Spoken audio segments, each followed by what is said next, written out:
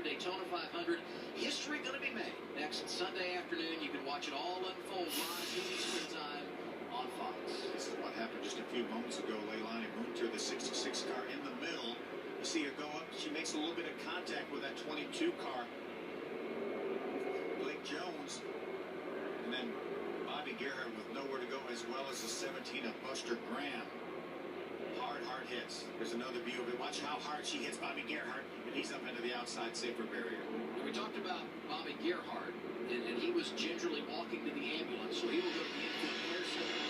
Both Graham and Munter able to drive their cars away as you look at one of the 66. It just happened so fast there. He got down in the corner. Leilani just stayed up a little bit high, made contact with the 22 of Blake Jones. There's Buster Graham right here, the 17. You can see him absolutely nowhere to go as well. That's the problem.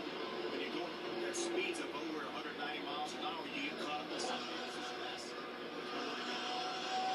If you're just joining us late on this Saturday afternoon, we are under caution for the third time today. We've got 22 laps to go in this 80-lap event.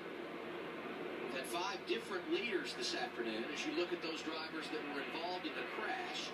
And in addition to the crash that we just showed you under caution, problems for J.J. Pack. He started shotgun on the field. 40th is where he rolled off today. His car caught on fire under caution. He was able to get it stopped. Safety officials were right there to extinguish it. But that's yet another driver that's been a victim of Daytona International Speedway today. Brandon Finger out front. Good to have you with us on a Saturday on